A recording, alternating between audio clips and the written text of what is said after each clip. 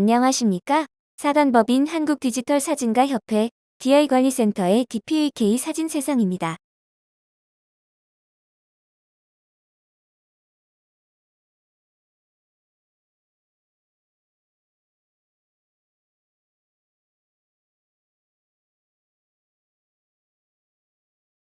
세상에 하나밖에 없는 DPAK 사진세상.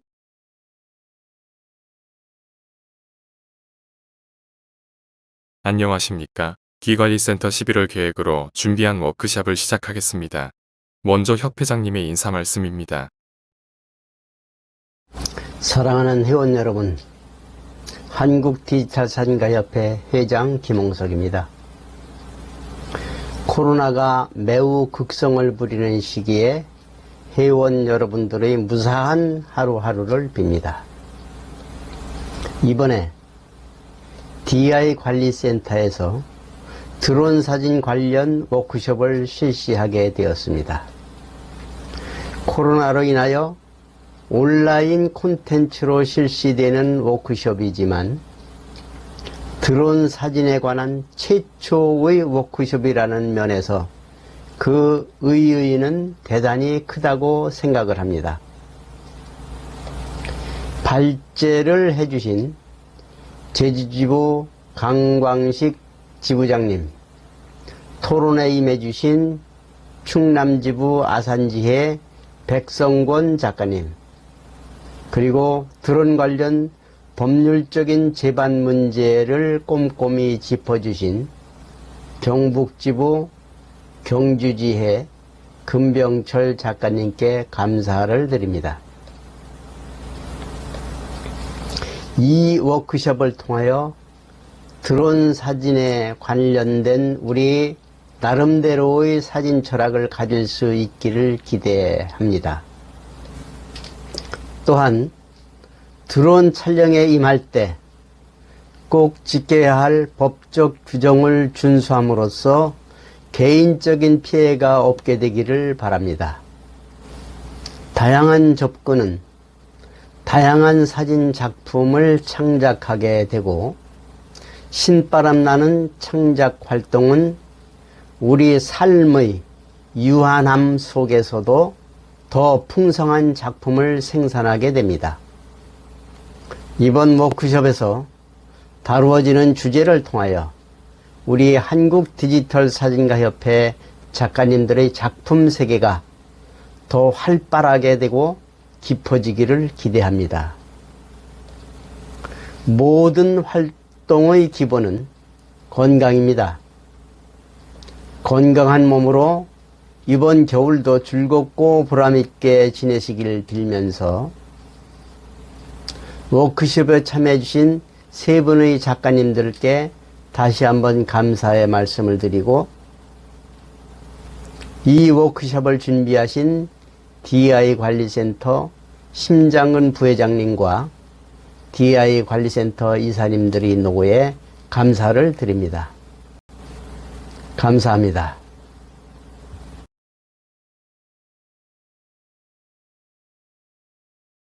협회장님 인사 말씀 중에 오늘 토론해 주실 성백권 작가님을 백성권 작가님으로 협회장님께 잘못 전해드렸습니다. 죄송한 말씀드리며 바로 잡습니다. 이어서 제주지부 강광식 지부장님의 발제가 있겠습니다. 안녕하십니까. 저는 제주지부장 강광식입니다. 우리는 어떻게 보는가? 브라이언 피터슨의 이야기입니다. 사람의 눈은 50mm 렌즈와 유사하게 봅니다. 그래서 초점거리가 50mm인 렌즈를 표준 렌즈라 부르는 것입니다. 보통 사람의 눈은 줌인, 줌아웃을 할 수 없고, 스위치를 한번 눌러서 먼 대상을 더 가까이 끌어당겨서 볼 수도 없고, 세상을 어안 렌즈의 시각으로 볼 수도 없습니다. 사진의 역사 초기에는 거의 모든 사진이 표준 렌즈를 통해서 이루어졌으며, 물론 그 시절 이후로 많은 변화가 있었던 것은 사실입니다. 이제는 풀프레임 어안 렌즈부터 엄청나게 큰 2000mm의 망원 렌즈에 이르기까지 수많은 단초점 렌즈들이 있으며, 그런 렌즈들과 거의 맞먹는 숫자의 줌 렌즈들이 있습니다. 그 밖에도 환상적인 매크로 사진, 즉 클로즈업이 3개도 있습니다. 아마추어 사진가로서 처음 사진을 시작할 때만 해도 50mm 렌즈에 카메라 바디 한 대밖에 없었습니다. 한동안 경제적인 여유가 없어서 다른 렌즈들은 살 수가 없었습니다. 렌즈가 단 하나밖에 없다는 처지를 잘 알고 있기에 나는 프레임 안의 피사체를 더 크게 표현하려면 피사체를 향하여 물리적으로 더 가까이 가야만 한다는 사실을 곧 깨닫게 되었습니다. 그리고 사촌 동생을 뒷마당에서 따라다니며 눈 높이에서 사진을 찍어주면서 나의 시각을 바꾸게 되면 피사체들에 대해서 더 큰 친밀감을 표현할 수 있다는 것도 알게 되었습니다. 빌딩의 계단을 오르면서 아래로 보이는 거리를 새롭고 흥미로운 시각으로 촬영을 할 수 있다는 것을 알게 되었습니다. 얼마 지나지 않아서 자연 그대로 펼쳐진 수많은 풍경을 나무 위에 올라가서 찍는 경험도 하게 되었습니다. 나는 또한 50mm 렌즈를 가지고 처음으로 위를 올려다보았을 때를 생생하게 기억하고 있습니다. 어느 날 아침 나는 커다란 사시나무 숲에서 땅에 떨어진 낙엽을 한동안 찍다가 잠시 쉬기로 했습니다. 누워 쉬면서 위로 보이는 단풍잎들과 푸른 하늘을 렌즈를 통해 보고 싶어서 카메라를 집어들었습니다. 와, 이럴 수가. 순간 쉬고 싶은 생각이 싹 달아났습니다. 그런 일이 있고 얼마 후 나는 가능한 한 가까이 다가가 초점을 맞추고 조리개를 최대한으로 열면 배경의 초점이 흐려지면서 색상을 부드럽게 만들 수 있다는 것도 알게 되었습니다.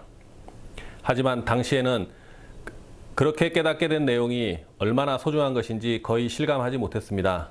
현장 워크숍이나 인터넷 강의를 통해서 한결같이 느끼는 것이 있습니다.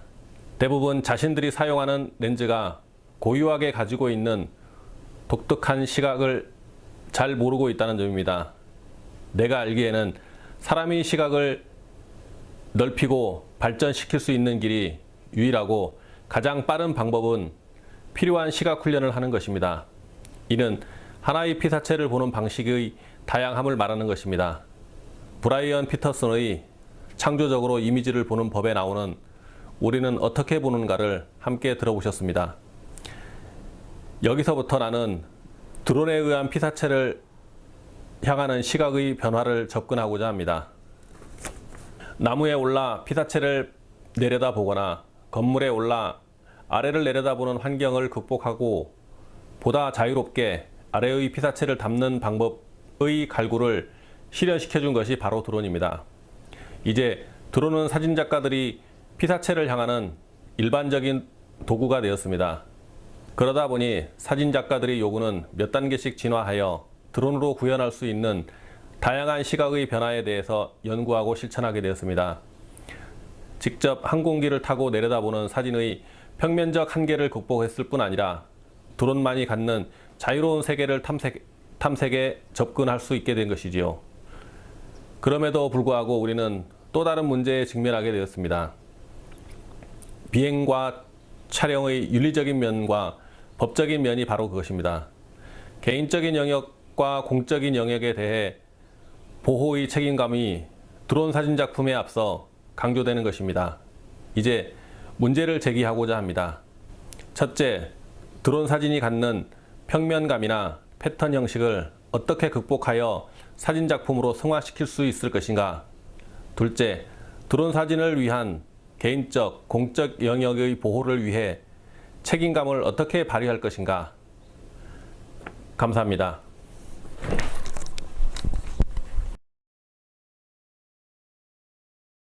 이어서 충남지부 아산지의 성백권 작가님의 토론이 있겠습니다.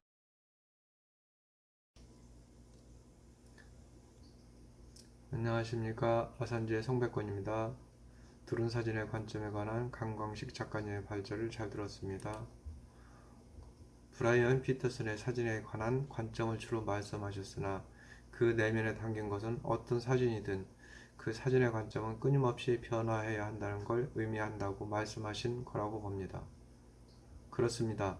사진에 대한 관점은 여러 가지가 있지만 똑같은 피사체를 남들이 바라본 바대로 바라본다면 세상에 수많은 사진은 필요가 없을 것입니다. 각각의 작가들이 바라본 동일한 피사체의 모습, 바로 그것은 세상에 존재하는 피사체를 살려내는 일이 될 것입니다. 이를테면 같은 건물도 낮은 화각, 눈높이 화각, 높은 화각 등에 따라 그 느낌이 다릅니다. 여기서부터 저는 드론을 포함한 항공사진은 사진으로서 존재하고 대우받아야 한다고 생각합니다. 과거 항공사진은 그 사진을 담은 사진작가가 대단히 제한되어 있었습니다.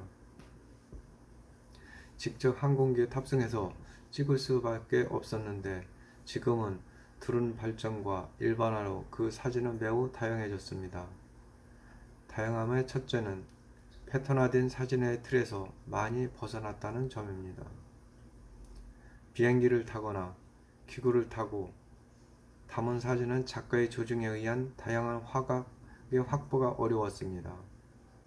조종사의 조종이 이루는 화각이 바로 사진 화각이었습니다.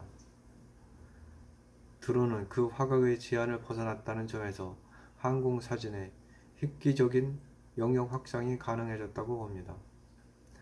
다양함의 둘째는 누리는 대상이 확대되었다는 점입니다. 앞에서도 언급했지만 드론의 일반적인 사용과 접근은 많은 사진가들의 개인의 사진 화각 확장 능력 개발과 결과를 얻게 되었습니다. 물론 내 손을 떠난 기계에 의해 얻은 드론 사진이 과연 내 사진이냐 하는 의문도 존재합니다. 그 의문도 존중합니다. 어떤 공모전에서는 드론 분야를 별도로 두기도 합니다. 그런 의도도 존중합니다. 그 존중은 드론 사진에 의한 보다 새로운 화각과 구도를 얻기 위한 노력으로 충분히 설명드리라고 믿습니다. 이번에 항공사진에 대한 워크숍은 우리 디지털 사진가 협회의 앞날을 매우 중요한 시발점이 될 수도 있다고 봅니다. 한 가지 도구에 머무르지 않고 우리 곁에 어느새인가 깊이 들어와 있는 드론에 대한 관심과 학구적 탐색이 이 시간이 있기 때문입니다. 검지손가락으로 셔터를 누르는 그 고전적 감각과 두 손으로 드론을 조종하며 필요한 작품을 저장해내는 또 다른 감각을 통하여 우리는 우리들 작품의 새 지평선을 엿볼 수 있다고 봅니다. 땅에 발을 딛고 바라보는 세상과 하늘에 떠서 바라보는 세상은 모두 우리의 것입니다. 감사합니다.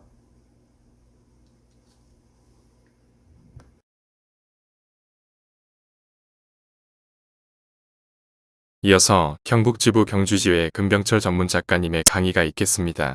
드론과 관련된 자세한 법률, 규정 등에 대해서 말씀해 주시겠습니다.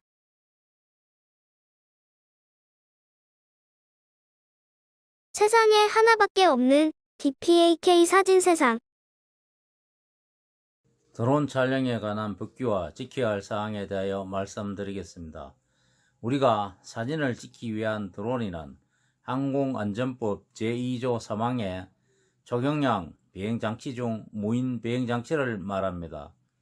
드론을 소유하거나 사용할 권리가 있는 자는 소유자 및 비행장치 정보 등을 사전에 신고하여야 합니다. 신고 기준은 최대 이륙 중량이 2kg을 초과하는 기체는 신고하여야 합니다. 또한 변경신고와 말소신고도 반드시 해야 합니다. 이 사항을 위반했을 시에는 과태료가 부과됩니다. 신고 시기는 신규 신고는 신고 사유가 있는 날로부터 30일 이내입니다. 변경 이전 신고는 사유가 발생한 날로부터 30일 이내입니다. 말소 신고는 말소 사유가 발생한 날로부터 15일 이내입니다. 신고는 다음이나 네이버에서 드롭 원스톱 민원 포털 서비스로 검색한 후 회원 가입하여 신고하면 됩니다. 신고에는 다음 사항을 기재하여야 합니다. 제작번호 촬영 사진은 제작번호 전체가 식별 가능하도록 촬영해야 합니다. 제출 서류로는 초경량 비행장치를 소유하거나 사용한 권리가 있음을 증명하는 서류, 초경량 비행장치의 재원 및 성능표, 초경량 비행장치 측면 사진 및 비행장치 제작번호 전체를 촬영한 사진. 문의사항은 한국교통안전공단 드론관리처 054에서 459-7942에서 8로 하면 됩니다. 이렇게 신고하여 신고번호를 발급받으면 초경량 비행장치 소유자 등은 그 신고번호를 해당 드론에 부착하여야 합니다. 미부착 시 과태료가 부과됩니다. 다음은 드론 조종자 증명에 관하여 말씀드리겠습니다. 우선 연료 포함 최대 이륙 중량이 250g 이하인 것은 조종자 증명이 필요 없습니다. 다음은 무게 중량에 따라 다음과 같이 4종류로 나뉩니다. 1종은 최대 이륙 중량이 25g 초과하고 연료 중량을 제외한 자체 중량 150kg 이하입니다. 2종은 최대 이륙 중량이 7kg을 초과하고 25kg 이하인 무인 동력 비행장치입니다. 3종은 최대 이륙 중량이 2kg을 초과하고 7kg 이하인 무인 동력 비행장치입니다. 4종은 최대 이륙 중량이 250g을 초과하고 2kg 이하인 무인 동력 비행장치입니다. 이렇게 4종류로 업무 범위를 나누어 놓았습니다. 1종 조종자 증명은 2종에서 4종까지 다 드론을 날릴 수 있습니다. 2종은 1종을 제외한 2, 3, 4종을 날릴 수 있습니다. 3종은 3종, 4종을 날릴 수 있습니다. 다음은 자격증명 취득 기준에 대하여 말씀드리겠습니다. 1종은 1종 기체를 조종한 시간이 20시간이 되어야 합니다. 2종 자격 취득 시간은 5시간, 3종 자격 취득자는 3시간 이내에서 인정해 줍니다. 2종은 1종 또는 2종 기체를 조종한 시간이 10시간 이상이 되어야 합니다. 3종 자격 취득자는 3시간 이내에 인정하여 줍니다. 3종은 1종 또는 2종 또는 3종 기체를 조종한 시간이 6시간 이상이 되어야 합니다. 1종에서 3종까지는 필기시험에 합격해야 하며 실기시험은 1종은 원칙대로 하고 2종은 약식으로 실기시험을 치릅니다. 4종은 온라인 교육을 받아야 합니다. 온라인 교육은 TS 한국교통안전배움터에서 회원 가입을 하고 온라인 교육 강좌를 들으면 되겠습니다. 문의 전화는 031-6450에서 2100에서 2번까지입니다. 다음은 항공안전법 시행규칙에 의한 조종사 준수사항입니다. 간접권 비행장으로부터 반경 9.3km 이내 비행하는 행위는 금지합니다. 비행 금지구역 휴전선 인근이나 서울 도심 상공 일부는 비행 금지합니다. 고도 150m 이상 비행 행위는 금지합니다. 인명이나 재산에 위험을 초래할 우려가 있는 낙하물을 투하하는 행위는 금지합니다. 주거지역, 상업지역 등 일구가 밀집된 지역이나 그 밖에 사람이 많이 모인 장소의 상공에서 인명 또는 재산에 위험을 초래할 우려가 있는 방법으로 비행하는 행위는 금지합니다. 사람 또는 건축물이 밀집된 지역의 상공에서 건축물과 충돌할 우려가 있는 방법으로 근접하여 비행하는 행위는 금지합니다.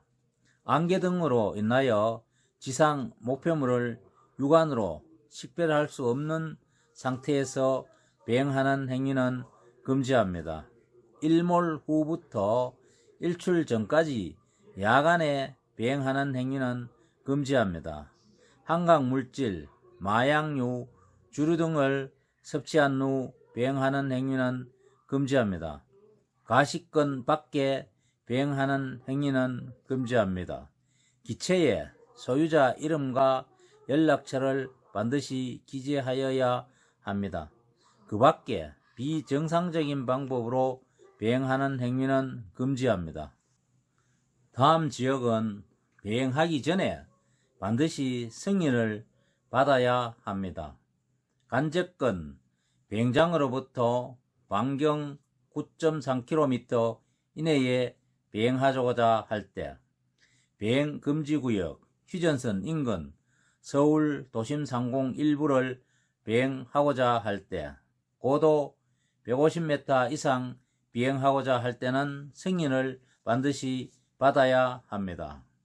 다음은 드론 조종하는 중 사고를 일으켰을 경우 사고를 일으킨 조종자 또는 초경량 비행장치 소유자 등은 다음 각호의 사항을 지방항공청장에게 보고하여야 합니다. 조종자 및 초경량 비행장치 소유자 등의 성명 또는 명칭, 사고가 발생한 일시 및 장소, 초경량 비행장치의 종류 및 신고번호, 사고의 경위, 사람의 사상 또는 물건의 파손 개요, 사상자의 성명 등 사상자의 인적사항 파악을 위하여 참고가 될 사항 등입니다. 다음은 드론을 이용하여 항공 촬영을 할 때는 반드시 촬영 허가를 받아야 합니다. 허가를 받지 않고 촬영을 하여 나중에 문제가 생겼을 경우는 벌칙이 따르니 꼭 유의하시기 바랍니다. 항공 촬영 허가는 드롭 원스톱 민원 포털 서비스에 로그인 후 항공 사진 촬영 신청서에 등록 신청해야 합니다.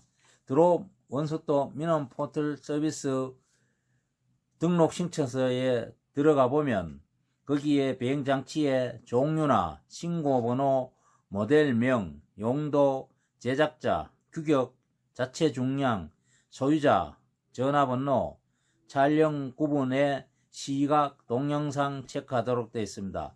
사진 용도, 촬영 장비 명칭 종류, 안정성 인증번호 및 보험 가입 여부 등 상세하게 나와 있습니다. 이 얘기에 해당되는 사항을 작성하여 신고하시면 되겠습니다. 이상으로 드론과 관련한 법규에 대하여 알아보았습니다. 감사합니다.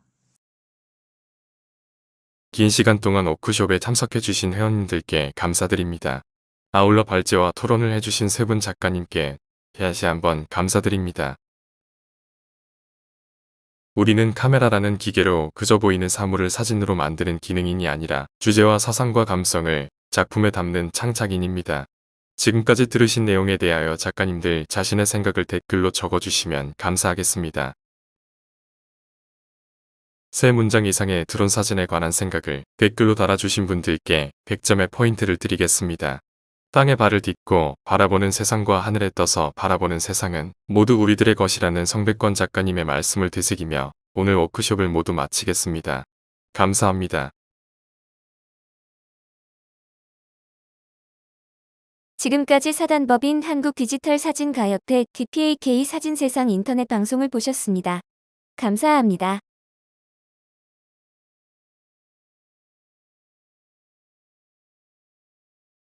세상에 하나밖에 없는 DPAK 사진 세상.